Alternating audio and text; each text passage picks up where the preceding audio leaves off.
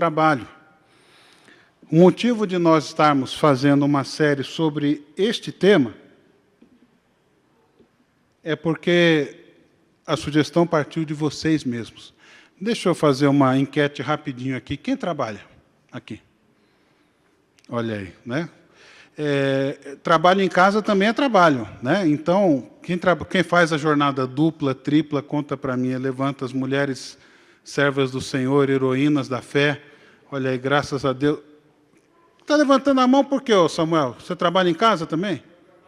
Ah, então tá bom, Deus abençoe, né?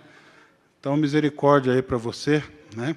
Você sabe que Paulo sempre dirigia suas cartas começando com graça e paz. Mas tem duas cartas que ele faz graça, paz e misericórdia, que é para Timóteo, que ele estava precisando muito ali, porque estava a ponto de perder a fé. Então, misericórdia aí para a jornada tripla de vocês, né? Bom, olha só, 80 mil. O Júnior já estava fazendo a cotação do dólar para saber quanto ia dar isso, mas não é dinheiro isso aqui, tá? Não é o quanto o Júnior consegue economizar por semana, é um número diferente. 80 mil horas. Se você trabalhar durante 40 anos, se você trabalhar 40 horas semanais, você vai ter trabalhado mais ou menos 76 a 80 mil horas. Essas horas não incluem o que você gasta estudando na escola, na faculdade, na pós, no MBA. Não estão contabilizadas as horas, milhares de horas que você gasta no deslocamento para o seu trabalho, seja de carro, de trem, de avião, de metrô. 80 mil horas durante toda a sua vida. Só por isso esse assunto é relevante. Então, a igreja deve prestar atenção da maneira como nós tratamos o nosso trabalho. Então, eis o motivo da nossa série de ser a fé, o reino e o trabalho. Eu imagino que você faça todo dia algumas perguntas com relação ao seu emprego. Como é que eu posso aumentar os lucros da minha área? Até quando eu vou continuar fazendo esse trabalho que eu faço? Será que é isso que eu quero para a minha vida?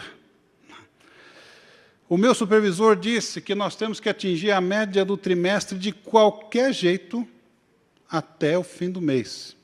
E para que fazer isso, eu tenho que me desdobrar, fazer o que for possível e o que for impossível. Até onde eu posso ir nesse propósito? Como é que esse emprego está me afetando como pessoa, como ser humano? E você que ainda não está trabalhando, se prepare, porque já já isso vai fazer parte da sua rotina. Estou me dirigindo especialmente aos jovens e adolescentes, né? Alguns de nós aí começou a trabalhar adolescente, tenho certeza disso, né? E o mundo aí fora está cada vez mais cruel, competitivo. Não está fácil, né? Me faz lembrar até aquela história que eu já contei, mas como eu acho que você esquece, eu posso contar de novo, né? Do gato que estava perseguindo o rato, e o rato conseguiu entrar na casinha dele e escapou, salvou a sua vida. Daqui a pouco o rato escuta lá fora. Uou, uou, uou, uou. Ahá, meu amigo cachorro chegou, mandou aquele gato embora, posso até dar uma olhadinha para saber se está tudo em ordem. Botou a cabecinha para fora, o gato pegou ele, e antes de engolir, tá bom, você ganhou. Mas cadê o cachorro, meu amigo? O gato respondeu, querido, quem não fala duas línguas hoje não come, né? Então, o mundo está desse jeito, né? Você tem que falar cachorrês para viver, né? E olha só, se você é cristão, aí tem outra série de perguntas que você deve estar fazendo. Perguntas que têm a ver como esse trabalho, esse emprego que eu tenho, se encaixa na minha vida. O que é que Deus quer produzir em mim através desse emprego? Eu colocaria também através dessa faculdade que eu estou fazendo. Esse trabalho tem me aproximado mais de Deus? Ou ele tem me afastado mais de Deus? O que é que Deus espera de mim no meu trabalho? O que é que Deus quer produzir em mim através desse trabalho? Porque a nossa tendência, muitas vezes, é separar. Trabalho é uma coisa, igreja é outra, vida com Deus é outra. Então, eu venho aqui domingo, bato o meu cartão, canto a minha música, dou minha oferta, escuto a palavra, mas o que eu faço durante a semana não importa para ninguém. A maneira como eu fecho meus negócios, a maneira como eu me relaciono com as pessoas, isso não tem nada a ver. Só que a Bíblia não faz essa separação em momento algum. A gente só tem uma vida, a gente não tem duas. Por mais que a pós-modernidade queira fragmentar todos os nossos relacionamentos, dizer que nós temos que ser uma pessoa diferente em cada lugar, nós somos uma pessoa só. Para que a gente possa começar bem essa série, eu queria convidar você a abrir num texto preciosíssimo da Palavra de Deus, que está em Lucas 3. Nós vamos ler do verso 1 ao verso 14. E eu gostaria de convidar você a gente fazer essa leitura juntos, em voz alta. Então, nós vamos ter que ler na versão NVI, tá bom? Faz tempo que a gente não faz isso. E eu gostaria que você falasse especialmente algumas palavras que estão aqui no texto. Então, convido todos a gente fazer a leitura à la chinesa, à moda chinesa, a uma voz. Vamos lá.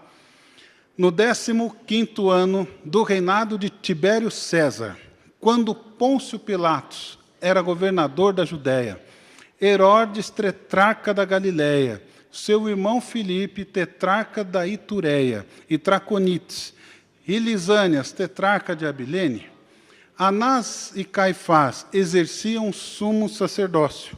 Foi nesse ano que veio a palavra do Senhor a João, filho de Zacarias, no deserto. Ele percorreu toda a região próxima ao Jordão, pregando um batismo de arrependimento para o perdão dos pecados. Como está escrito no livro do profeta, nas palavras de Isaías, o profeta: voz do que clama no deserto, preparem o caminho para o Senhor, façam veredas retas para ele. Todo vale será aterrado e todas as montanhas e colinas niveladas. As estradas tortuosas serão endireitadas e os caminhos acidentados aplanados. E toda a humanidade verá a salvação de Deus. João dizia às multidões que saíam para serem batizadas por ele: raça de víboras, quem lhe deu a ideia de fugir da ira que se aproxima? Deem frutos que mostrem o arrependimento. E não comecem a dizer a si mesmos: Abraão é nosso pai, pois eu lhes digo que dessas pedras Deus pode fazer surgir filhos a Abraão. O machado já está posto à raiz das árvores, e toda árvore que não der bom fruto será cortada e lançada ao fogo. O que devemos fazer, então? Perguntaram as multidões. João respondia: quem tem 2 túnicas, dê uma a quem não tem nenhuma, e quem tem comida, faça o mesmo. Alguns publicanos também vieram para serem batizados. Eles perguntaram: mestre, o que devemos fazer? Ele respondeu: não cobrem além do que lhes foi estipulado. Então alguns soldados lhe perguntaram: nós, o que devemos fazer? Ele respondeu: não pratiquem extorsão, nem acusem ninguém falsamente. Contentem-se com seu salário. O Senhor nos abençoe mais uma vez na meditação da sua palavra. Fala conosco, Senhor. Fala de forma que a tua palavra cause mudança e transformação nas nossas vidas. Que assim seja em nome de Jesus. Amém. Muito bem. Olha só.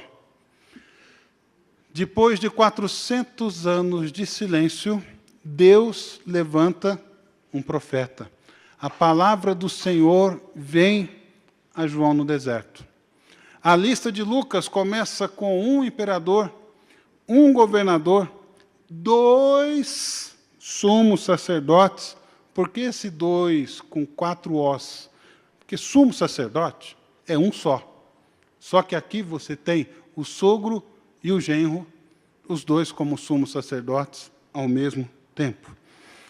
3 tetrarcas. Tetrarca é o cara que governa a 4ª parte de um território. Mas a palavra de Deus não veio para nenhum deles.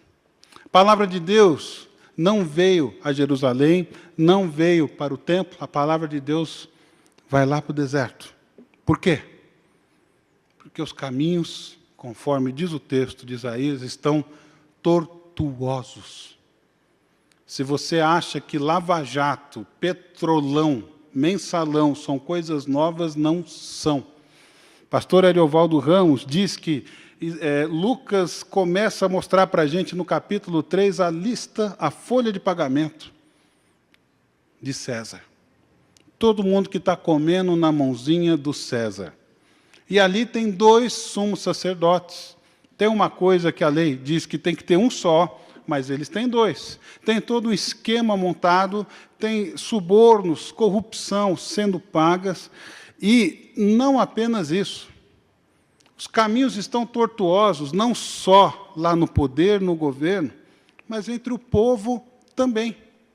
Então, não é por acaso que ele fala ousadamente sobre a necessidade do arrependimento, sobre o juízo iminente, o juízo que está próximo, que está chegando, e sobre a vinda do Messias. O que João faz? Ele choca os seus ouvintes. Ele faz uma pregação absolutamente fora de moda. Ele prega sobre pecado, ele prega sobre juízo, ele prega sobre inferno. Mas a gente não gosta muito de escutar essas coisas, né? Tem um pregador nos Estados Unidos. Milhares, talvez milhões de pessoas assistem o seu programa semanalmente. Ele não prega sobre inferno, ele não prega sobre pecado. Ele só prega, conforme ele disse numa entrevista de outro programa famoso, ele só prega as coisas que as pessoas gostam de ouvir. Porque ele quer que as pessoas saiam felizes da igreja dele. Ele quer que as pessoas terminem o programa dele e assistam felizes. Então, um pastor desse, que tem um ministério enorme, que fatura milhões, ele não prega sobre pecado, não prega sobre juízo, não prega sobre inferno. João Batista seria expulso daquele púlpito, nunca mais voltaria lá. E ele choca seus ouvintes. Não pense que João Batista está parado pregando num só local, porque quando a gente olha os textos paralelos, ele prega desde Samaria, que é quase no norte, ou da metade para cima de Israel, até o sul, até a cidade de Betânia, que é próxima a Jerusalém. Então, as multidões vão ouvir a voz do profeta. Por quê? Porque elas estão cansadas de religiosidade. Elas estão cansadas de ouvirem líderes hipócritas que ficam ensinando regrinhas de pode e de não pode, mas que não têm nenhum fruto, não demonstram em suas vidas uma vida transformada por Deus. Estão cansados disso. Eles saem das suas casas, eles vão a pé, andam vários quilômetros para ir parar no deserto, para ouvir a voz do profeta João Batista. E o que está acontecendo aqui é histórico, porque é como se João Batista fosse o último profeta do Antigo Testamento, porque ele está preparando o caminho para o Messias, conforme diz o texto. E esse caminho precisa ser preparado. Por quê? Porque os caminhos estão tortuosos. Os caminhos estão acidentados. Quando um rei saía em viagem, ele mandava os seus súditos à frente, para ir preparando o caminho, fazendo estrada, abrindo a picada, para que a carruagem desse não atolasse na lama, não atolasse na areia. É exatamente isso que João Batista está fazendo, preparando o caminho do Senhor. Qual é a primeira palavra do Evangelho? A gente vai descobrir, porque ele está pregando um batismo de que tipo? Um batismo de arrependimento dos seus pecados. Ser batizado era reconhecer a necessidade de ser perdoado por Deus, entendendo que essa pessoa precisava pensar e viver de forma diferente do que vinha vivendo, como resposta a esse perdão. Jesus veio para salvar pecadores. Quem acha que não é pecador, então Jesus não tem nada para salvar-lhe. Era necessária uma metanoia, uma mudança de mente, que vai além da mudança de sentimentos, envolve também, mas não é só agora eu me sinto melhor, não é nada disso. É uma mudança de atitude, é uma mudança de vida. E a gente vê que a primeira palavra do Evangelho é arrependimento. A gente percebe isso claramente em Mateus 3:2 e em Mateus 4:17. Nós temos a mesma pregação feita por dois pregadores diferentes. Arrependam-se, pois o reino de Deus está próximo. O primeiro é João Batista, o segundo é Jesus, quando volta do deserto, da tentação, ele volta pregando justamente a pregação de João Batista. Martinho Lutero, 1517, ele prega literalmente, com martelo e prego, as 95 teses que deram origem ao protestantismo na porta da Catedral de Wittenberg.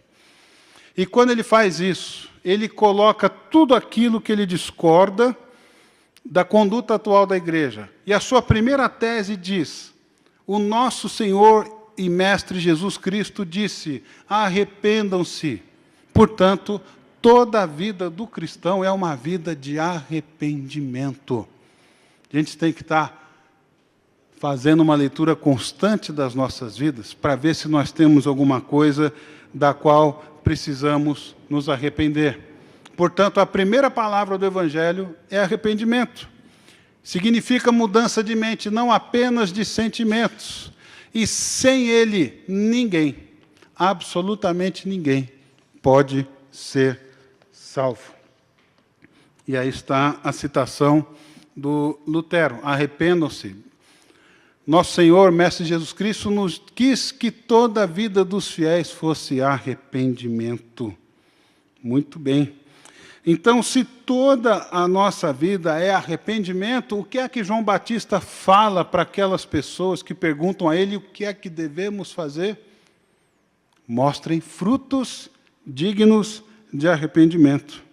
Uma pessoa verdadeiramente arrependida, ela se volta para Deus. E ela tem mudança de comportamento, ela tem mudança de pensamento. O povo é desafiado a se arrepender da sua maneira egoísta e corrupta de viverem. Então, seguindo o exemplo lá de cima, tem que endireitar os seus caminhos tortuosos e fazer um reconhecimento público do seu arrependimento. E o nome disso é batismo, para que eles possam demonstrar fruto desse arrependimento nas suas vidas. Então, deixa eu começar falando do juízo, que é iminente aqui na leitura de João. Toda a parábola usa a figura bem conhecida dos seus ouvintes, para que ela seja bem entendida. E João Batista usa árvores, usa frutos e usa um machado. Ele está dizendo que as árvores infrutíferas estão correndo o risco de serem cortadas. Que o machado está assim, levantado, e o primeiro golpe está para ser dado.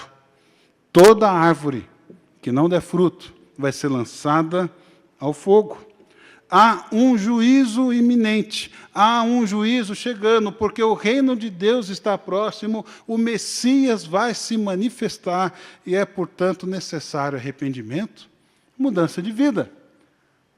Aí você deve estar se perguntando o que é que tudo isso tem a ver com trabalho. A gente já vai chegar lá, mas tem absolutamente tudo a ver com trabalho.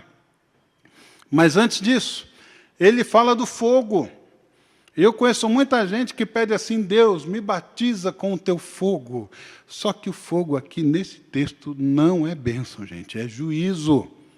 A árvore vai ser cortada e vai ser queimada, vai ser lançada no fogo. É uma alusão clara ao inferno.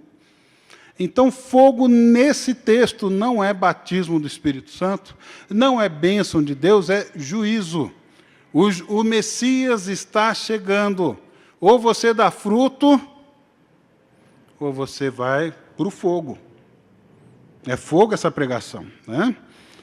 E olha só, o Evangelho, a pregação do Evangelho é uma pregação linda, e é uma pregação que me comove, porque quando eu olho para esse texto, eu percebo que o Evangelho tem respostas a todos que se aproximam dele de coração aberto. Todos que se aproximam do Evangelho de coração aberto, seja o que for, sejam religiosos, sejam fariseus e saduceus, que não tem aqui nesse texto, não, mas tem no texto paralelo, e é para eles que João Batista fala, raça de víboras, religiosos, manipuladores, hipócritas, quem foi que fez com que vocês quisessem fazer igual as cobras, quando percebem que o incêndio está chegando, elas saem da toca e vão correndo. Quer dizer, vão rastejando. Vocês estão igualzinhos a essas cobras. Então, produzam frutos dignos de arrependimento. Seja você um cobrador de imposto corrupto, você encontra a resposta no Evangelho. Seja você um soldado violento, você também pode encontrar a resposta no Evangelho. E a prova que nós temos disso, que fariseus podem ter a sua vida transformada, é que a Bíblia conta a conversão de pelo menos 3 fariseus na Bíblia, 2 nos Evangelhos e 1 no livro de Atos. Quem souber pode almoçar. Quem souber pode levantar e almoçar. Quem não souber vai ficar aqui sem almoço até o fim do dia. Já pensou? Já era, né? Tá bom, vou dar uma chance para vocês. Mas aí vocês não vão almoçar, vai ter que esperar acabar a pregação, a mensagem, o culto, tá? Nicodemos, João capítulo 3, era fariseu, por isso que ele vai visitar Jesus à noite. João capítulo 3, ele não quer ser visto. O outro é José de Arimateia, é aquele que pede o corpo de Jesus para Pilatos. Os 2 são membros do Sinédrio, que julgou e mandou matar Jesus. E o terceiro fariseu, esse é mais fácil. Quem? Já falaram aí? Paulo, muito bem. Paulo, capítulo 9 de Atos. Você olha nas biografias de Paulo, percebe que ele era fariseu. Então, o apóstolo Paulo também era um fariseu. A prova de que o Evangelho também é capaz de mudar cobradores corruptos de impostos. Você sabe como é que funcionava o esquema dos cobradores de impostos, ou publicanos, conforme diz a sua versão? Roma, você paga imposto para quem? Para Roma, para César. Roma não quer entrar em cada aldeia e correr atrás de cada um que tem que pagar imposto. Roma é esperta, o que ela faz? Ela contrata alguém do povo para fazer isso. Então, Romano chega aqui, ó, você vai lá naquela casa, você vai cobrar 10. 1 é seu, 9 são meus. Ok? Ok. E ele vai lá e volta com os 9 de Roma. Cobrador fiel a Roma, sai, ó, vou dar outros empregos para você, você vai cobrar mais gente, tá bom? Só que o cara chegou lá e cobrou 15. Cobrou 16. Extorquiu a pessoa, fazendo ela pagar mais imposto do que ela devia, para que o bolso dele ficasse mais cheio. E você tem na Bíblia que esses homens são odiados pelo povo. O que o povo sente por eles não é medo, é ódio. Não é raiva, não, é ódio. Eles odeiam, são traidores da nação. E você tem a prova de que o Evangelho muda as pessoas, pelo menos 2 cobradores de impostos. Quem são? Zaqueu é um deles, muito bem. E o outro? O outro faz parte dos 12 apóstolos. Escreveu um dos evangelhos. Lucas, não foi o Lucas. Lucas era médico. Foi Mateus. Mateus ou Levi, você vai encontrar a conversão dele. Ele está na mesa da coletoria. E Jesus fala, segue-me. Ele levanta tudo. Levanta, deixa tudo e segue a Jesus. E os soldados? Será que nós encontramos soldados convertidos na Bíblia? Esses soldados aqui do texto provavelmente não são romanos. Ou são soldados da guarda do templo, ou são soldados de Herodes. Mas a Bíblia fala de soldados romanos que se converteram. Você tem pelo menos o centurião que pediu para Jesus curar o seu servo. Você tem o Cornélio, lá de Atos 11, 12. E você tem, abrindo a carta, ou fechando a carta de Paulo aos Filipenses, você tem os da casa de César te saúdam. Todos aqueles soldados que escutaram o Evangelho através do apóstolo Paulo foram convertidos. O Paulo está preso, está na prisão, está acorrentado, mas ele está convertendo as pessoas ali dentro. Já tem grupo pequeno dentro do palácio. Olha só que bênção, né? Então, o Evangelho, ele transforma a nossa maneira de enxergar nossas vidas. Ele transforma a maneira como nós lidamos com o nosso trabalho. Ele transforma a maneira como nós desenvolvemos nossos relacionamentos. Agora, olha essa frase do Dallas Willard. A graça de Deus não é o oposto de sacrifício, mas de mérito. Isso significa que a graça de Deus não nos exime de determinadas responsabilidades, compromissos e até sacrifícios. Porque a gente pensa em graça e normalmente pensa, não tem que fazer mais nada, eu estou tranquilo. Mas o contrário de graça não é sacrifício, o contrário de graça é mérito.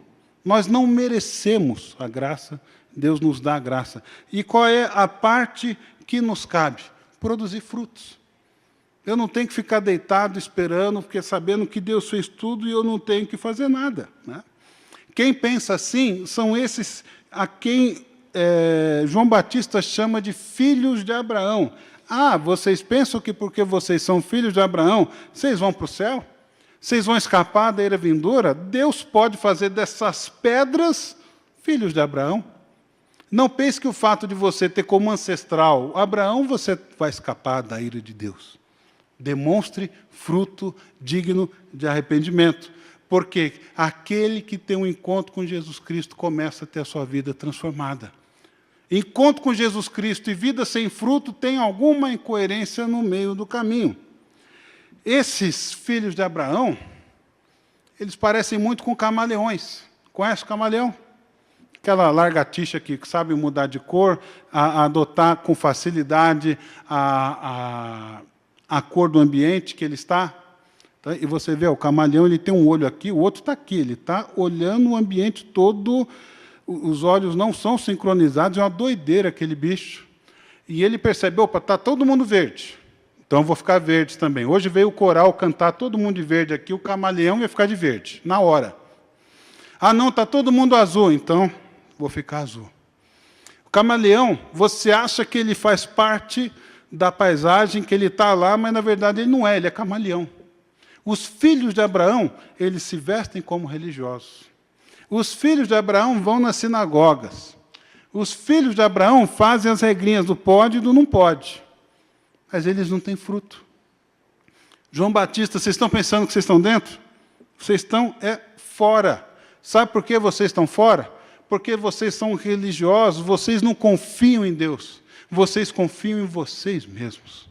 Então, demonstrem fruto digno de arrependimento. Os que têm o coração circuncidado, escreve Paulo, esses é que são filhos de Abraão. A circuncisão que conta não é exterior, é a do coração. Você acha que porque seu avô era pastor, seu pai era pastor, você vai ser salvo? Toma cuidado, velho. Nada a ver. Você acha que a sua mãe é uma mãe de oração, você vai para o céu? Nada a ver, né? Então, a graça não é o oposto de sacrifício. Graça é o oposto de mérito. A graça de Deus não nos deixa passivos e inertes. Não é uma desculpa para a nossa preguiça, para a nossa indolência, como se nós cruzássemos os braços e deixássemos Deus trabalhando sozinho. Muito bem, tendo dito isto, vamos então dar uma olhada no trabalho. Porque as multidões são tão impactadas pela mensagem de João. Elas são chocadas pelas palavras que saem da sua boca. Talvez o estilo dele fosse truculento. Ele se vestia como um homem das cavernas, a Bíblia diz. Ele era diferente dos outros. E as pessoas viajam quilômetros a pé, de burrinho, para escutar um profeta falando, abre o olho, senão vocês vão para o inferno. É isso que ele está falando.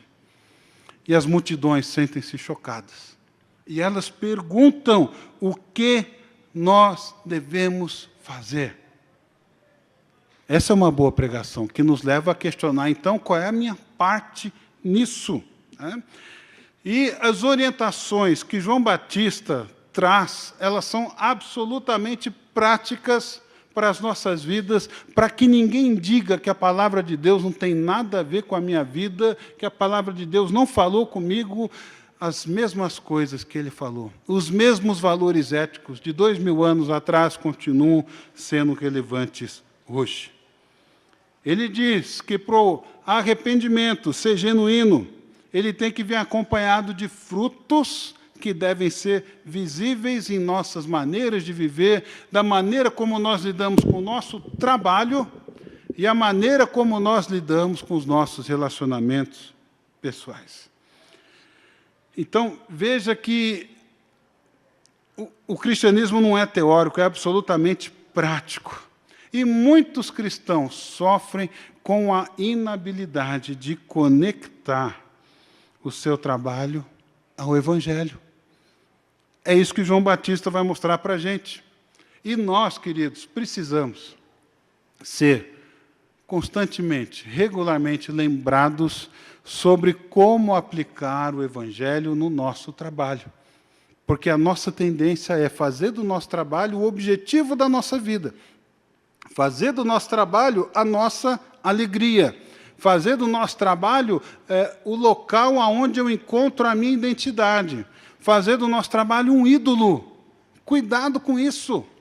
Então, a gente precisa... E quem escreve isso? Essa frase é de um cristão que era empresário. Tinha uma grande empresa que foi vendida por um bom dinheiro e ele percebeu, meu trabalho se tornava o meu ídolo. Depois que ele vendeu essa empresa, ele ficou sem emprego. Ele ficou procurando o que eu faço agora da minha vida, porque o que eu sabia fazer era isso. A identidade dele estava moldada no trabalho. E Deus mostrou para ele, o teu trabalho é um ídolo, isso tem que ser corrigido. Então, vejamos, olha aqui, eu tirei deste livro, do qual eu acabei de citar, um dos autores. O que devemos fazer, então? Ele vai dizer o seguinte, preste atenção no que João Batista está dizendo, porque há várias pessoas de várias camadas da sociedade, com vários trabalhos diferentes, como é que você concilia Evangelho com arrependimento prático e genuíno? Como é que você demonstra, como é que você produz frutos visíveis de arrependimento? O que devemos fazer, então? A resposta do verso 10. Para o povo que pergunta isso, especialmente para os fariseus e saduceus. Cada vez que saduceu aparece na Bíblia, no Novo Testamento, é sempre em tom negativo. Esses caras têm que ser generosos. É essa a palavra de João Batista para eles. Em outras palavras, você tem 2 túnicas. Teu próximo não tem nenhuma. Reparta o que você tem com quem precisa. Você tem comida, o teu próximo não tem. Seja generoso. Tenha e viva uma generosidade radical. Assim você vai demonstrar que você confia em Deus. Que é isso? Eu vou ter que dividir o que eu tenho, o que eu ganhei, o que eu batalhei para conquistar. Porque de quem é essa comida que está no meu prato aqui? Eu trabalhei, eu fui lá no supermercado, eu comprei, minha esposa fez. É a doce ilusão que nós temos. Quem deu a comida foi Deus. Ele é o provedor das nossas vidas. Ageu 2,8 está escrito o seguinte, minha é a prata, meu é o ouro, diz o Senhor dos Exércitos. Todo o dinheiro do mundo é de Deus, inclusive o seu, inclusive você também. Inclusive a sua família, a sua agenda, o seu tempo, a sua saúde, os seus dons, os seus talentos. Não é esse o ensinamento da parábola da grande pérola, lá de Mateus 13? O homem não vendeu tudo o que possuía para ter o reino de Deus? E aí Deus dá o reino de volta, ou dá as coisas de volta. Olha, vou te dar tudo de volta, só que é meu. Não se esqueça disso. Tudo que você tem é meu. E quando eu te abençoar muito, seja muito generoso também. Graças a Deus que eu estou falando isso depois de um domingo em que a igreja respondeu generosamente para missões. E continue assim. Que Deus abençoe a tua vida cada vez mais, para que você seja cada vez mais generoso com o reino. Então, generosidade radical é a primeira palavra de João. Para os cobradores de impostos, o que é que você menos espera deles? Que eles sejam honestos. Então, a palavra para eles é: sejam honestos, cobrem aquilo que é justo. Tenham uma honestidade que seja impactante. Quando você fizer isso, as pessoas vão olhar para a tua vida e vão ver que você é diferente. Porque todos os outros cobradores de impostos aproveitam-se do poder que têm, da autoridade que têm. Eu não estou falando do jornal de hoje, eu estou falando de 2000 anos. Essas coisas do jornal de hoje são antigas. Nossa sociedade está corrompida. A corrupção atinge todos os partidos políticos, não é só o outro partido que você não gosta. Prefeitos, governadores, gente sendo presa todo dia, gente sendo solta todo dia por causa de corrupção. Parece o profeta Abacuque: até quando, Senhor, a injustiça vai triunfar sobre o povo? Até quando nós vamos ter que aguentar essa bandalheira toda? A mensagem deles, a mensagem que eles ouvem, a mensagem de João Batista é urgente. Por quê?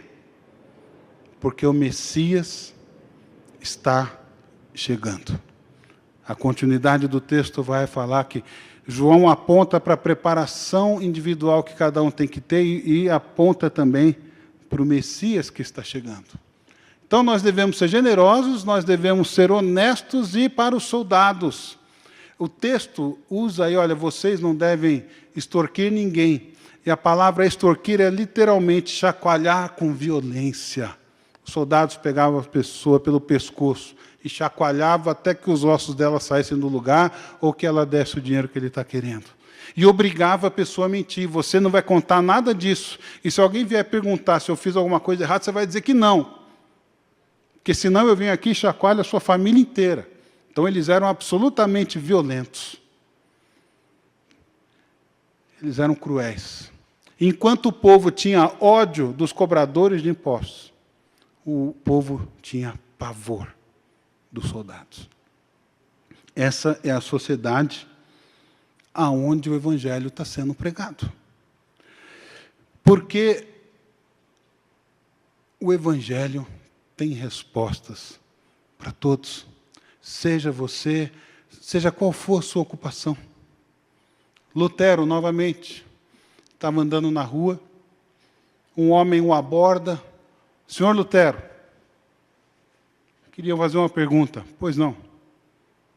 Eu me converti, eu me tornei um cristão. E eu queria saber agora o que é que eu tenho que fazer. Eu tenho que ser missionário, largar tudo e ir para o outro lado do mundo? Não, isso é um chamado para poucos. Lutero perguntou: qual é a sua profissão? Eu sou sapateiro. Então, meu amigo, você vai fazer o melhor sapato que você puder fazer. E vai cobrar um preço justo por esse sapato que você está fazendo.